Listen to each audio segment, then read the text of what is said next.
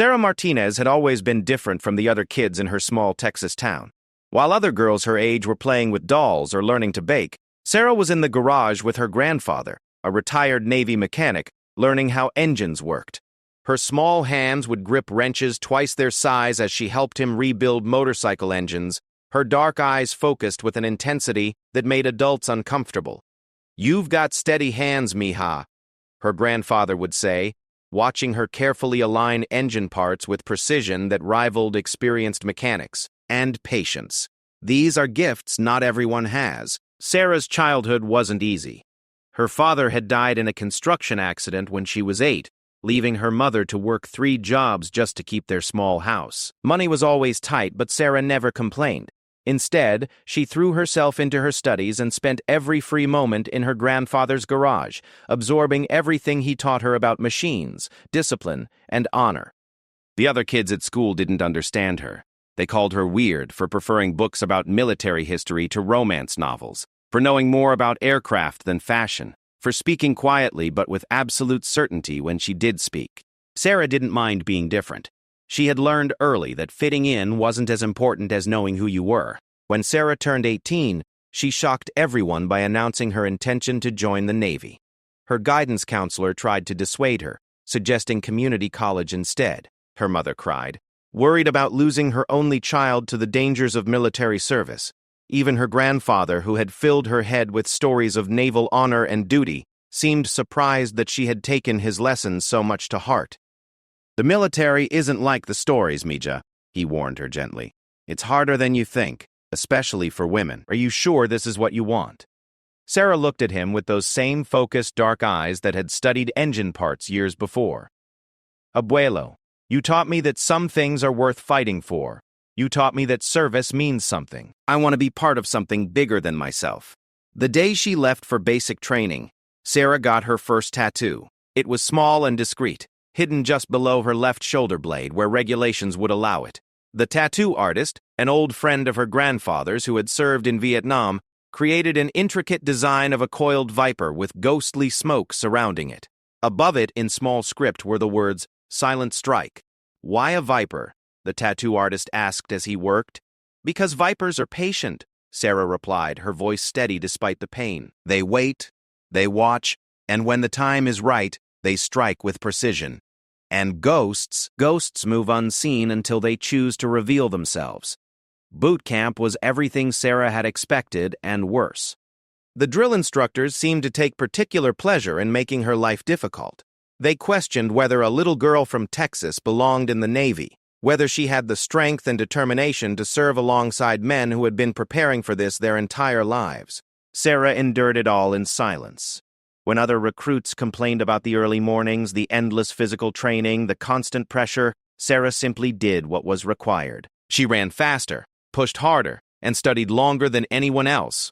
She helped struggling recruits with their equipment maintenance, shared her rations with those who were still hungry after meals, and never once asked for special treatment or consideration. "Martinez," Drill Instructor Johnson would bark. "You think you're special because you can field strip a rifle faster than some of these boys?" "No, sir," Sarah would respond calmly. "I think practice makes everyone better, sir." Her fellow recruits were initially skeptical of the quiet girl who kept to herself and seemed to have an answer for every technical question the instructors posed. Some resented her apparent ease with the mechanical aspects of their training.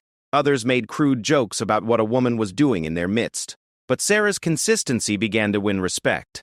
When recruit Phillips struggled with equipment maintenance, Sarah stayed up late teaching him the tricks her grandfather had shown her. When recruit Thompson injured his ankle during a training exercise, Sarah helped him keep up with physical requirements without being asked. Slowly, the mockery turned to grudging acceptance, and then to genuine respect. The defining moment came during their final training exercise, a complex scenario that required teams to navigate challenging terrain while maintaining communication equipment and completing specific objectives under time pressure. Sarah's team was struggling with a communications relay that had malfunctioned during the exercise. While other team members argued about what to do, Sarah quietly examined the equipment. She had seen similar problems in her grandfather's garage when radio equipment got moisture damage. Without saying a word, she began disassembling the unit with quick, confident movements. Martinez, what are you doing? Her team leader hissed. You're going to break it completely. No, Sarah replied calmly, her hands working steadily. The connection is corroded here and here. Give me 3 minutes. She worked with the same focused intensity she had shown as a child, ignoring the pressure of time constraints and her teammates' nervous energy. When she reassembled the unit, and it crackled to life with clear communication, her team stared at her with new understanding. How did you know how to do that? Someone asked. My grandfather taught me that everything has a logical structure. Sarah explained as they continued their mission. You just have to understand what each part is supposed to do and figure out what's preventing it from working properly. They completed their mission with the best time in their training group. That night, several of her teammates approached Sarah with genuine curiosity about her background and her knowledge. For the first time since arriving at boot camp, Sarah felt like she might actually belong somewhere. Graduation day was bittersweet.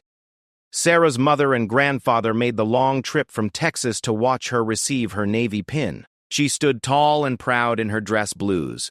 No longer the uncertain girl who had left home months before, the military had given her something she had always searched for, a place where her unique skills and perspective were not just accepted, but valued. After graduation, Sarah received orders to report to Naval Station Norfolk for her first assignment as a systems technician aboard the USS Constellation, a guided missile destroyer.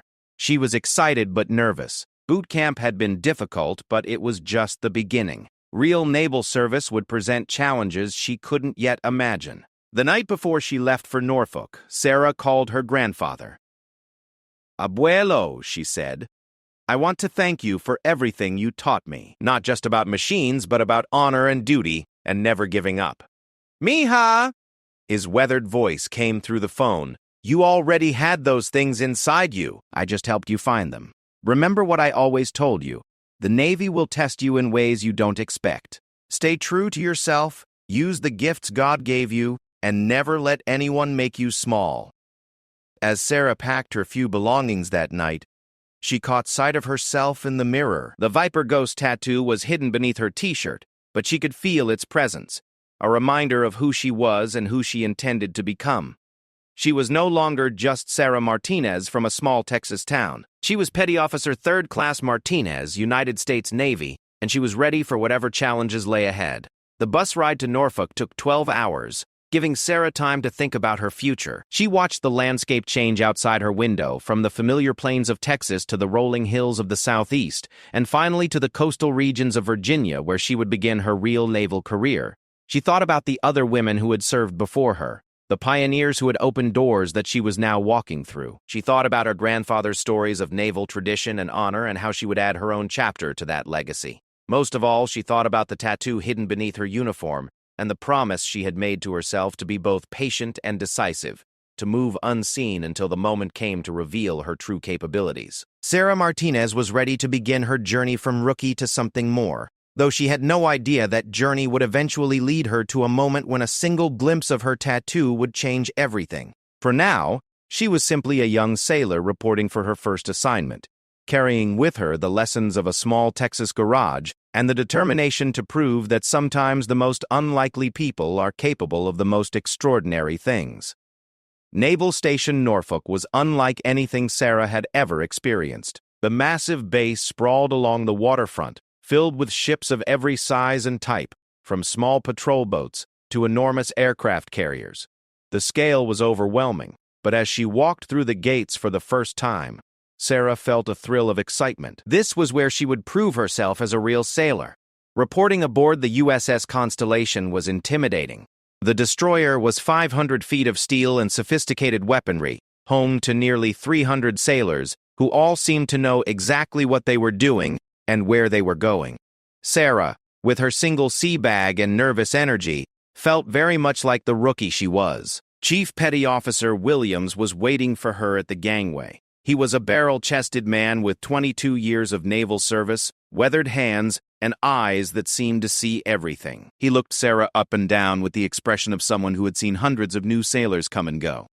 Martinez, he said, checking his clipboard. Systems tech straight out of boot camp. Let me guess. You think you know everything about electronics because you worked on cars back home? No, Chief, Sarah replied respectfully. I know I have a lot to learn. Chief Williams grunted, neither approving nor disapproving. We'll see. Come on, I'll show you to your rack and introduce you to your division.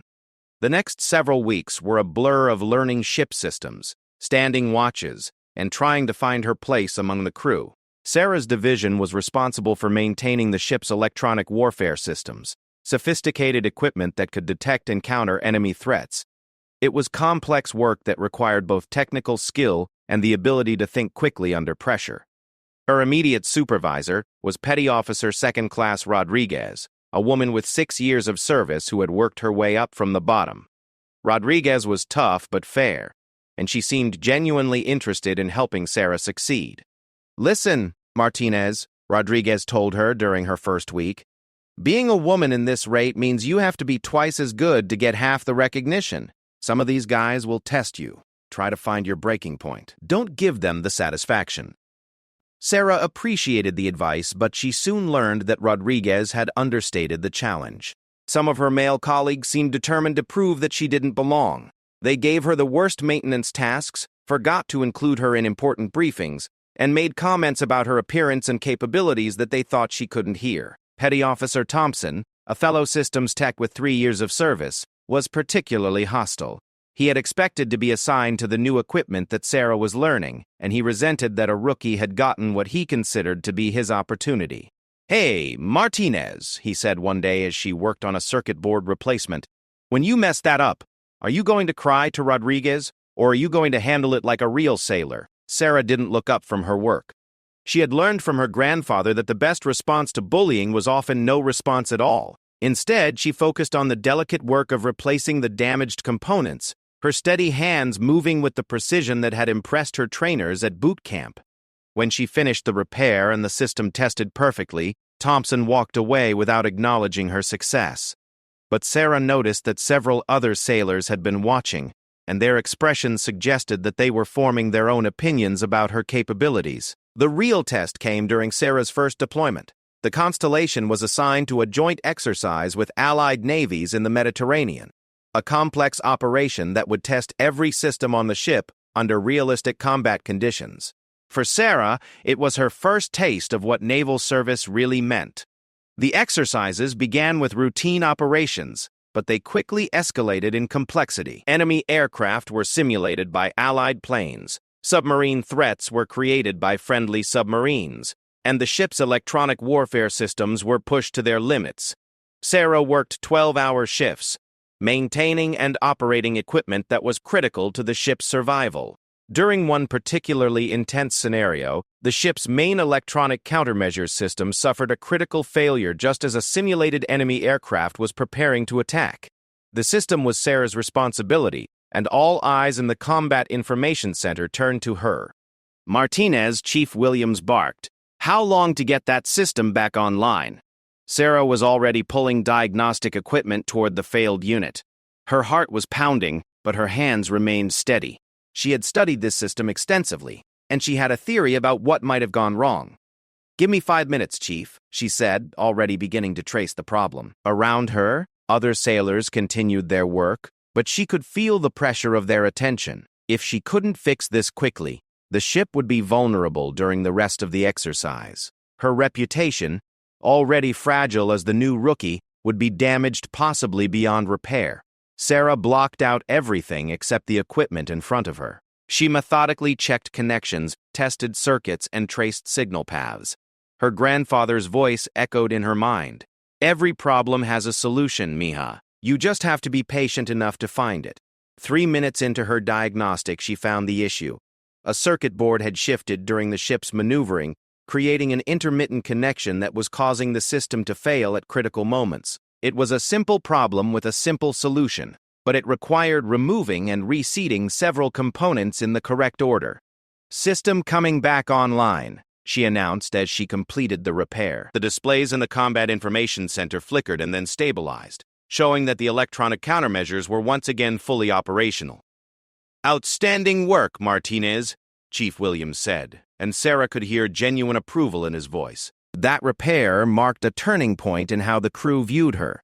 Word spread quickly through the ship that the rookie had saved the exercise with quick thinking and steady hands. Sailors who had previously ignored her began asking her questions about system maintenance. Even Thompson grudgingly acknowledged her competence. But respect aboard ship was only part of the challenge Sarah faced. During port calls, the dynamics were different. Navy sailors often blew off steam after weeks at sea, and the bars and clubs near naval bases could be rough places for a woman to prove herself. In Naples, Italy, during a 4-day port call, Sarah was enjoying a quiet dinner with Rodriguez and 2 other female sailors when a group of sailors from another ship began making loud comments about girls playing sailor. They had clearly been drinking heavily, and their comments became increasingly crude and aggressive. "Maybe we should leave," Rodriguez suggested quietly, recognizing the potential for trouble. But Sarah was tired of backing down, tired of having her service questioned by people who didn't know anything about her capabilities. "No," she said firmly. "We have as much right to be here as anyone else." The situation escalated when one of the drunken sailors approached their table directly. "Hey, sweetheart," he slurred, "when you get tired of playing dress-up, maybe you can find a real job." Sarah stood up slowly, her dark eyes fixed on the man's face.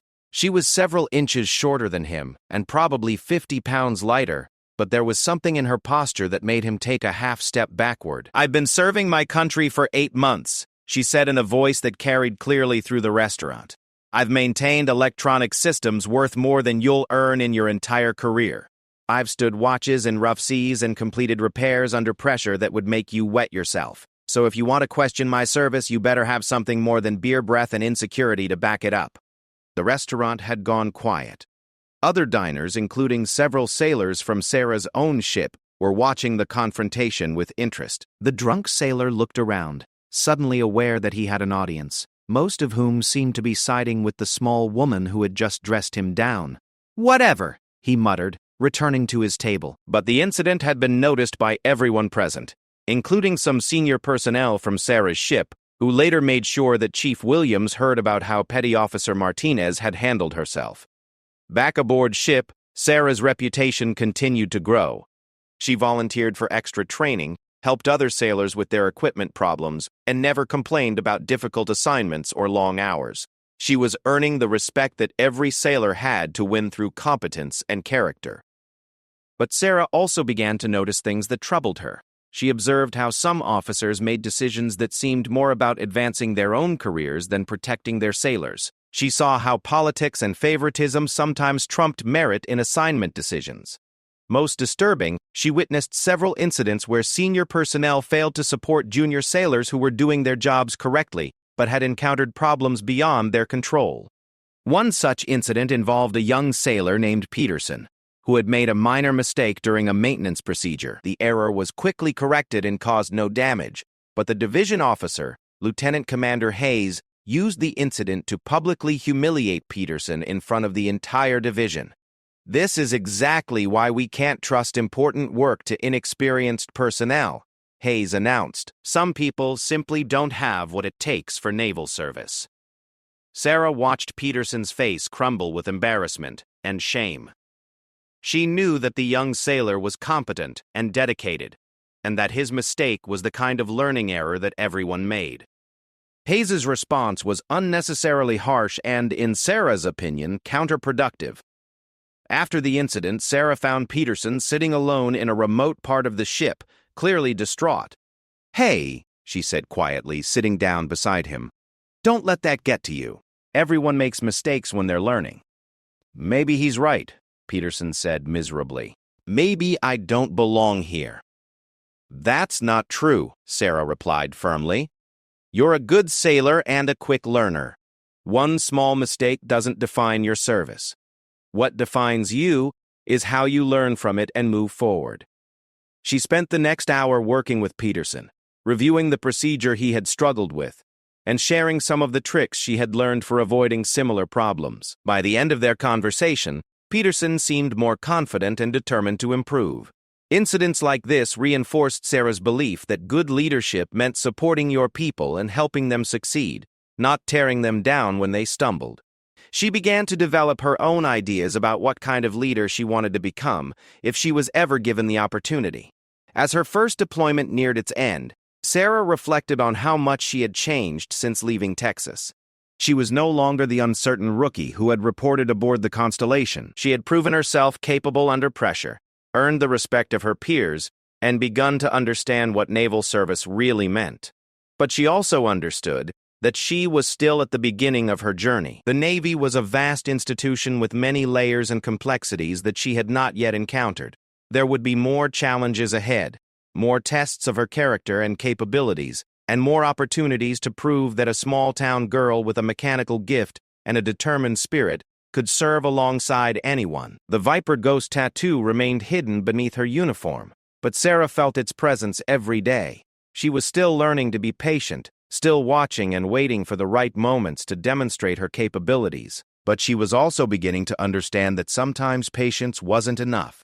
Sometimes you had to be willing to strike, to stand up for what was right, even when it was difficult or dangerous. That understanding would serve her well in the challenges that lay ahead, though she didn't yet know that those challenges would eventually bring her face to face with an admiral who would see in a glimpse of her tattoo the story of a sailor who had earned her place through competence, character, and quiet courage. 3 years into her naval career, Sarah had advanced to Petty Officer Second Class and earned a reputation as one of the most competent systems technicians in the fleet. She had completed 2 deployments, qualified as a watch supervisor, and was being considered for advanced technical training. But with her growing experience came a deeper understanding of the Navy's complexities, including some aspects that troubled her deeply. Sarah's new assignment was aboard the USS Leviathan, a guided missile cruiser with state-of-the-art electronic warfare systems and a crew of 400. The ship was preparing for deployment to the Persian Gulf, where tensions were rising and the need for skilled electronic warfare specialists was critical.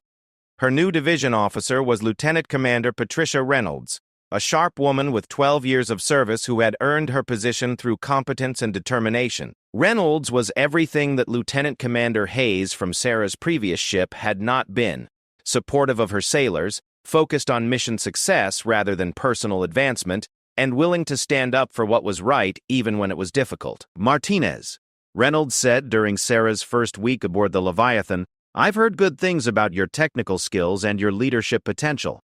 I'm putting you in charge of training the new sailors in our division. Think you're up for it?" "Yes, ma'am," Sarah replied, honored by the trust being placed in her. Training the new sailors proved to be both rewarding and challenging. Sarah discovered that she enjoyed teaching, sharing the knowledge she had gained through experience and helping others avoid the mistakes she had made early in her career. Her approach was patient and thorough, focusing on understanding rather than just memorization. Among the new sailors was Seaman Martinez, no relation despite the shared name, a young man from Chicago who seemed overwhelmed by the complexity of naval service. He struggled with the technical aspects of the equipment and appeared to lack confidence in his abilities. "I don't think I can do this, Petty Officer Martinez," he confided during a training session. "Everyone else seems to understand this stuff naturally. Maybe I'm not smart enough for this rate." Sarah recognized the insecurity she heard in his voice. She had felt similar doubts during her early days when it seemed like everyone else knew secrets she hadn't learned. "Intelligence isn't about understanding everything immediately," she told him. "It's about being willing to keep learning until you do understand. Let me show you a different way to think about this system."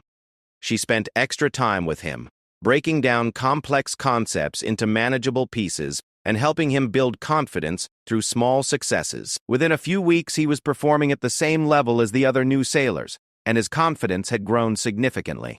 The deployment to the Persian Gulf was Sarah's most challenging yet.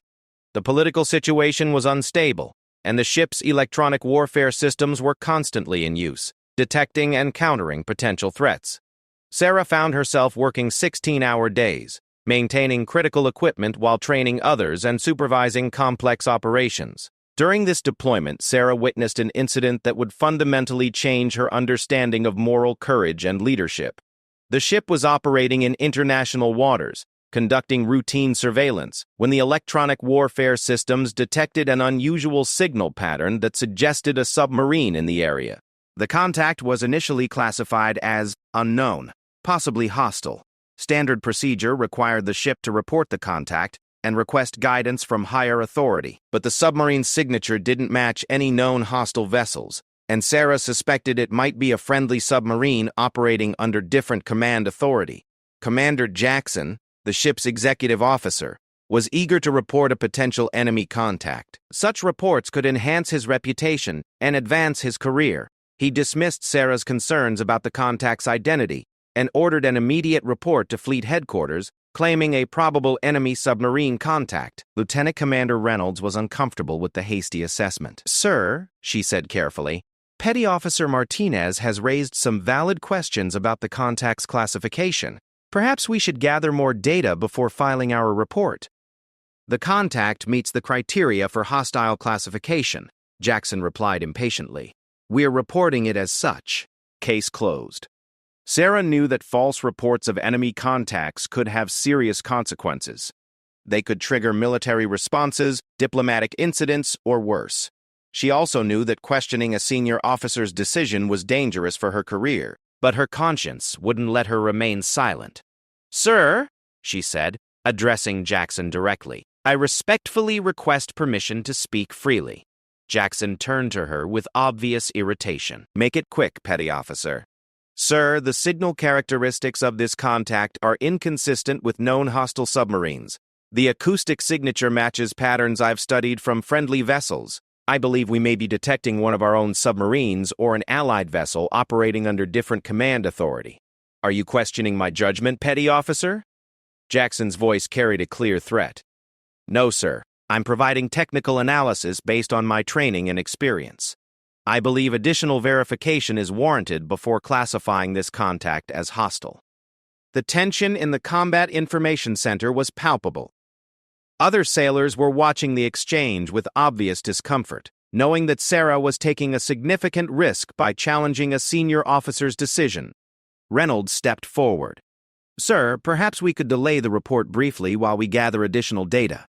If Petty Officer Martinez is wrong, we can file the hostile contact report with greater confidence. If she's right, we avoid a potentially embarrassing false report." Jackson clearly wanted to dismiss Sarah's concerns, but Reynolds' suggestion provided him with a face-saving alternative.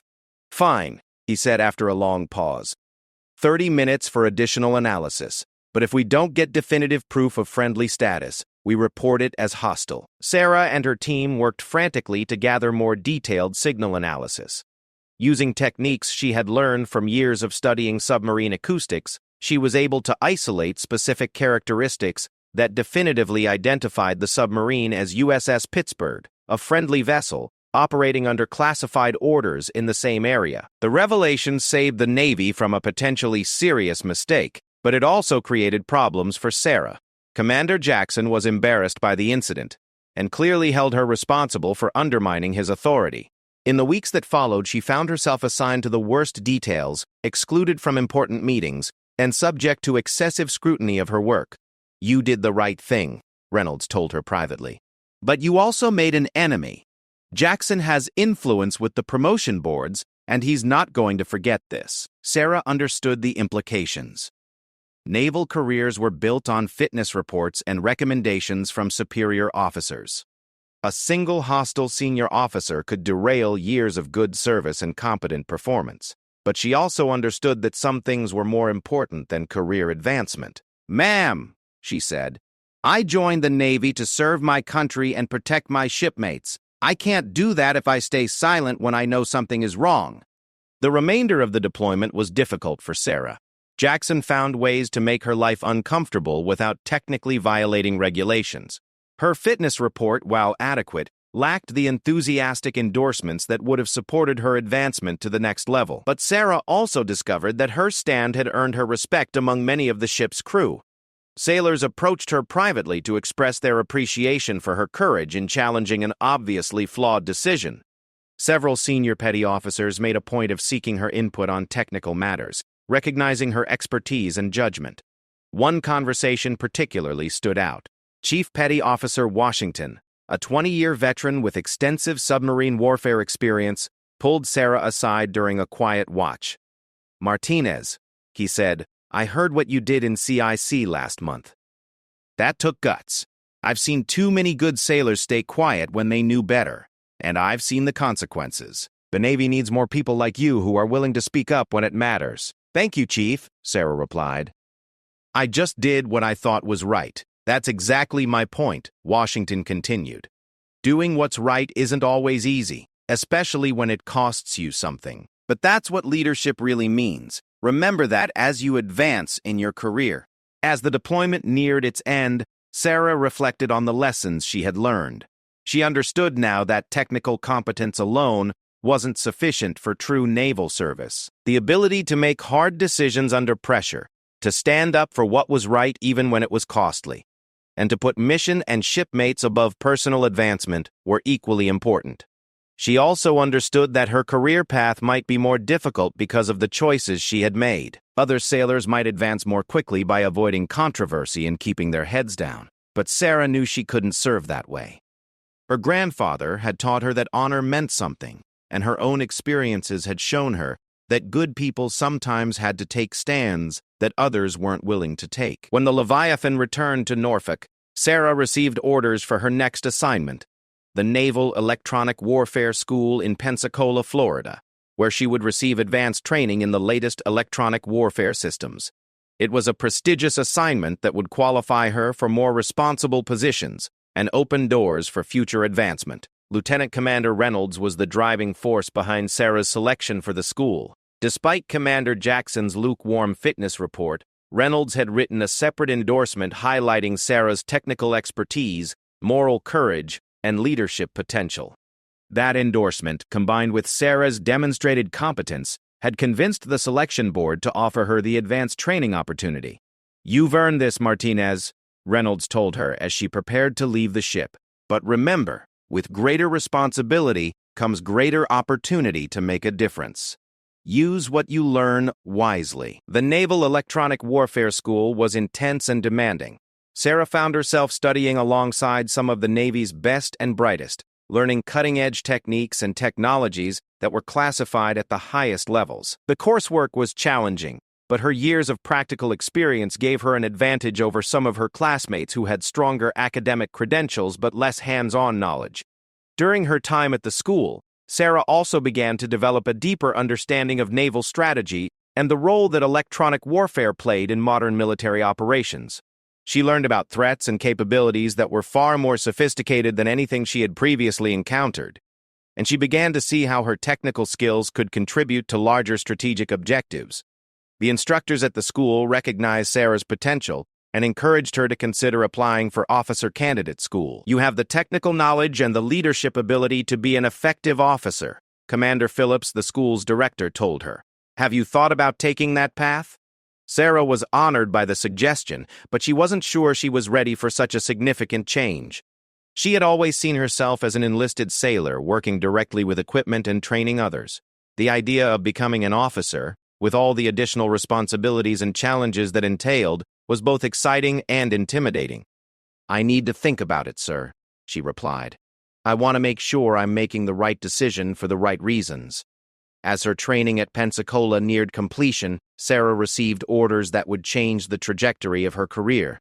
She was being assigned to the staff of Rear Admiral Catherine Morrison, one of the Navy's most respected leaders and a pioneer for women in naval service. Admiral Morrison was known for surrounding herself with the most competent personnel, regardless of their rank or background, and for having little patience for politics or careerism. Sarah would be working directly with the Admiral's staff on electronic warfare planning for major fleet operations. It was an opportunity that could define the rest of her naval career, but it also meant working at levels where mistakes could have serious consequences, and where the political pressures were intense. As she prepared for this new assignment, Sarah thought about the journey that had brought her to this point. From a small garage in Texas to the highest levels of naval command, she had learned that competence and character mattered more than background or connections. She had also learned that doing the right thing often came at a cost, but that cost was worth paying. The Viper Ghost tattoo remained hidden beneath her uniform, but its symbolism had evolved as Sarah had grown in her understanding of service and leadership. She was still patient, still willing to watch and wait for the right moment. But she had also learned that sometimes the right moment required immediate action, regardless of personal consequences. Sarah Martinez was no longer the uncertain rookie who had left Texas years earlier. She was a proven professional, with valuable skills and hard-won wisdom. But her greatest test was still ahead, in an assignment that would put her face-to-face with the kind of leadership decisions that defined careers and shaped the Navy's future. Sarah's assignment to Admiral Morrison's staff placed her at the heart of fleet operations planning, where decisions made in conference rooms could affect thousands of sailors and billions of dollars in naval assets. The Admiral's headquarters in Norfolk was a stark contrast to the cramped spaces aboard ship, with modern offices, advanced communications equipment, and an atmosphere of controlled intensity that reflected the importance of the work being done there. Admiral Morrison was exactly what Sarah had expected from her reputation: sharp, demanding, and absolutely focused on mission success. She was known throughout the Navy for her ability to cut through bureaucratic nonsense and her intolerance for officers who put personal advancement ahead of naval effectiveness. At 52, she had earned her position through a combination of operational excellence and strategic thinking that had impressed even her most skeptical colleagues. Petty Officer Martinez, Admiral Morrison said during Sarah's first staff meeting, "I understand you have extensive experience with electronic warfare systems and a reputation for innovative problem-solving. I also understand you're not afraid to speak up when you see something that needs addressing." Sarah wasn't sure if the Admiral's comment about speaking up was a warning or an encouragement, but she decided to take it as the latter. "Yes, ma'am. I believe that effective operations require accurate information and honest assessment, regardless of rank or politics." "Good," Admiral Morrison replied crisply. "That's exactly what I need from this staff. We don't have time for people who tell me what they think I want to hear." Sarah's initial responsibilities involved analyzing intelligence reports and providing technical assessments of electronic warfare capabilities in various operational areas. The work was complex and demanding, requiring her to synthesize information from multiple sources and present clear, actionable recommendations to senior leadership. She quickly discovered that the Admiral's staff operated differently from the ships she had served on. There was less formality in daily interactions, but much higher expectations for the quality and accuracy of work products. Mistakes that might be overlooked on a ship could have strategic implications at this level, and everyone understood the stakes involved. Sarah's direct supervisor was Commander Lisa Chen, a surface warfare officer with an advanced degree in electrical engineering, who had specifically requested assignment to electronic warfare planning. Chen was brilliant, demanding, and initially skeptical of having an enlisted sailor on her team. "I asked for officers with advanced technical degrees," Chen told Sarah privately during her first week. "I'm sure you're competent, but this work requires a level of theoretical knowledge that usually comes from formal education." Sarah understood Chen's concerns, but she was confident that her practical experience would prove valuable. "Ma'am, I understand your reservations. I hope you'll judge me based on the quality of my work rather than my educational background." Over the following weeks, Sarah proved that practical knowledge and analytical thinking could be just as valuable as formal degrees. Her reports were thorough, accurate, and provided insights that her more academically credentialed colleagues sometimes missed. She had a gift for understanding how theoretical capabilities translated into real-world operational effectiveness. The breakthrough moment came during planning for a major fleet exercise involving multiple carrier strike groups and allied navies. The exercise was designed to test new electronic warfare concepts against sophisticated threat scenarios, and the planning required detailed analysis of how various systems would perform under realistic conditions. Other staff members had produced assessments based on manufacturer specifications and laboratory testing data. Their analyses suggested that the new systems would perform adequately against projected threats, but Sarah's review of the data revealed potential problems that others had missed. "Commander Chen," she said during a planning meeting, "I think we may have overlooked some vulnerability in the new countermeasures system." Chen looked up from her notes with mild irritation. "The system has passed all required testing, Martinez. What specific problems have you identified?" Sarah had spent hours reviewing technical manuals and testing data, applying her practical knowledge to understand how the system would actually perform in combat conditions. "Ma'am, the testing was conducted under ideal conditions that don't match what we'll face in a real electronic warfare environment. The system's response time degrades significantly when it has to process multiple simultaneous threats, and the signal processing algorithms haven't been tested against some of the newer threat systems we're likely to encounter. The room went quiet. Other staff members had accepted the testing results at face value, assuming that systems that passed laboratory tests would work effectively in operational conditions. Sarah was suggesting that their fundamental assumptions might be wrong. "Can you document your analysis?" Chen asked, her tone more interested than skeptical. "Yes, ma'am. I've already prepared a detailed assessment with specific recommendations for additional testing and possible system modifications." Sarah's analysis proved to be absolutely correct. When the fleet exercise was conducted, the electronic warfare systems performed exactly as she had predicted, failing to provide adequate protection against several threat scenarios. Without her warning, the exercise would have revealed serious vulnerabilities during the actual event, potentially embarrassing the Navy and revealing classified capabilities to foreign observers. Admiral Morrison was briefed on the situation and specifically asked to meet with the sailor who had identified the problems. Sarah found herself in the Admiral's private office, explaining her analysis to one of the most senior officers in the Navy. "Petty Officer Martinez," Admiral Morrison said, "your assessment may have saved us from a significant operational failure. How did you identify problems that our other analysts missed?" "Ma'am," Sarah replied, "I think it's because I've spent years working directly with these systems under operational conditions. I understand how equipment behaves when it's stressed, when it's being maintained by tired sailors, and when it has to perform in the real world rather than a laboratory." Admiral Morrison studied Sarah carefully.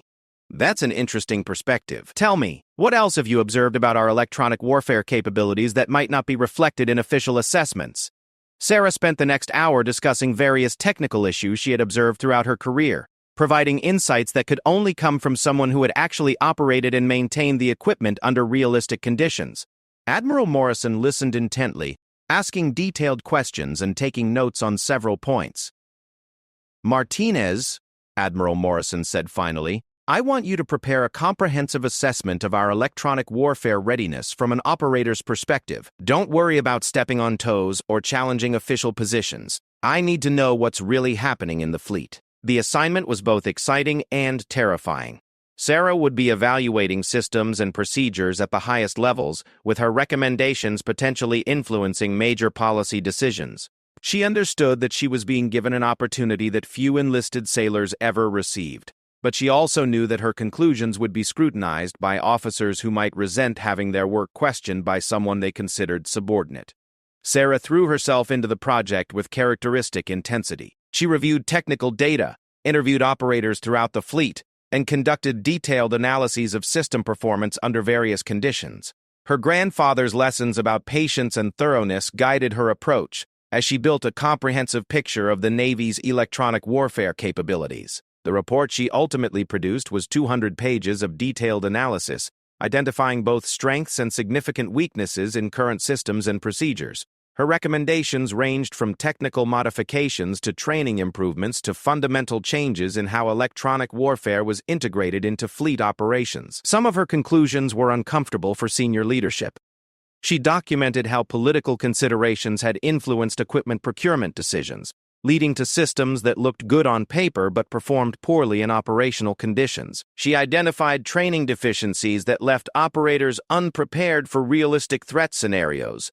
Most significantly, she demonstrated how overconfidence in laboratory testing had created vulnerabilities that enemies could exploit. When Admiral Morrison reviewed the report, she called Sarah back to her office for another private meeting.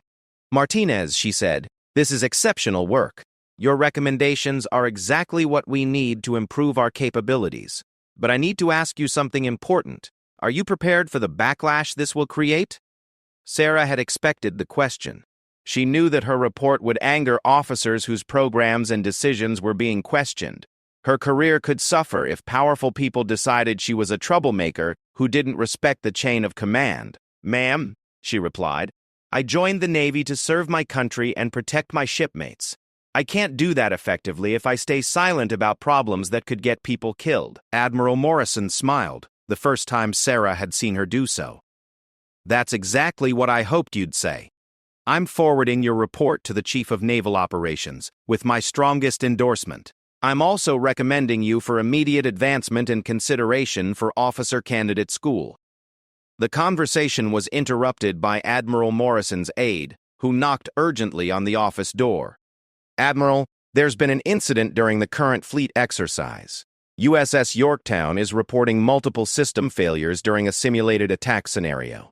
Admiral Morrison and Sarah quickly made their way to the operations center, where staff members were analyzing reports from the exercise. The Yorktown, a guided missile cruiser similar to ships Sarah had served on, was experiencing exactly the kind of electronic warfare system failures that her report had predicted. Get me a direct communication link with Yorktown, Admiral Morrison ordered. And I want Martinez on the line with their electronic warfare technicians. For the next 6 hours, Sarah worked directly with the Yorktown's crew to diagnose and correct the system failures. Her understanding of both the technical systems and the practical realities of shipboard operations allowed her to guide the repair process more effectively than the official technical support procedures. When the crisis was resolved and the Yorktown systems were fully operational, Admiral Morrison gathered her staff for a debrief. "Ladies and gentlemen," she said, "what happened today demonstrates the value of listening to our operators and understanding the real-world performance of our systems. Petty Officer Martinez's analysis predicted exactly the problems we encountered, and her expertise helped us resolve them quickly." She turned to Sarah. "Martinez, I want you to know that your service has been exemplary. You've demonstrated exactly the kind of technical competence and moral courage that the Navy needs in its leaders." As the meeting concluded, Admiral Morrison asked Sarah to remain behind. "There's something I want to discuss with you privately," she said. When the room was empty, the Admiral's demeanor became more personal. "Martinez, I understand you faced some challenges during your career because you were willing to speak up when others preferred to stay quiet. I want you to know that kind of courage is rare and valuable. The Navy needs leaders who will do the right thing even when it's difficult." "Thank you, ma'am," Sarah replied. "I learned from my grandfather that honor means something, and from my own experience, that good people sometimes have to take stands that others won't take." Admiral Morrison nodded approvingly. "I've read your service record thoroughly, and I've spoken with several officers you've served under. You have a reputation for competence, integrity, and leadership that impressed even those who initially doubted you." She paused, looking at Sarah with obvious respect. "I'm curious about something, though. I noticed in your medical records that you have a tattoo. That's not unusual, of course, but I understand yours has some special significance." Sarah was surprised by the question. Few people knew about her tattoo, and even fewer understood its meaning. "Yes, ma'am. It's a viper surrounded by ghostly smoke. I got it before I joined the Navy as a reminder of who I wanted to be. May I ask what it represents to you?" Sarah considered how to explain the symbolism that had guided her throughout her naval career. "Ma'am, it represents patience and precision. Vipers wait for the right moment and then strike with perfect accuracy. Ghosts move unseen until they choose to reveal themselves. I wanted to remind myself to be thoughtful and strategic, but also to be willing to act decisively when the situation required it." Admiral Morrison smiled again. "That's a perfect description of the kind of leadership the Navy needs. You've demonstrated both patience and decisiveness throughout your career, and you've earned the respect of everyone who has worked with you." She reached into her desk and pulled out a folder. "Martinez, I have something for you. This is a letter of commendation for your exceptional service during today's crisis, along with my recommendation for your immediate advancement to first-class petty officer." Sarah was overwhelmed by the advancement to first class was a significant achievement that normally took years of additional service. But more important than the promotion was the understanding that her approach to naval service had been validated by one of the Navy's most respected leaders. "Thank you, ma'am," she managed to say. "This means more to me than you know. There's one more thing," Admiral Morrison continued. "I want you to consider applying for officer candidate school. The Navy needs officers who understand both the technical and human sides of naval operations. Your combination of expertise and leadership ability would make you an exceptional officer." As Sarah left Admiral Morrison's office that day, she reflected on the journey that had brought her to this moment. From a small garage in Texas to recognition by a Navy admiral, she had learned that competence and character could overcome any obstacle. The mockery she had faced as a rookie had been replaced by respect from the most senior levels of naval leadership. The Viper Ghost tattoo hidden beneath her uniform had indeed represented her perfectly. She had learned to be patient when patience was required, but also to strike decisively when action was needed. She had moved unseen through a naval career that had challenged her at every step, revealing her true capabilities only when the moment was right. Sarah Martinez was no longer the uncertain young woman who had left Texas years earlier. She was a proven leader whose expertise and judgment were valued at the highest levels of naval service. And as she considered Admiral Morrison's suggestion about officer candidate school, she knew that her greatest contributions to the Navy still lay ahead. The small-town girl who had been mocked as a rookie had become exactly what her tattoo represented, a silent professional who struck with precision when her country and her shipmates needed her most. Admiral Morrison had seen in a glimpse of that tattoo the story of a sailor who had earned her place through competence, courage, and unwavering dedication to service above self.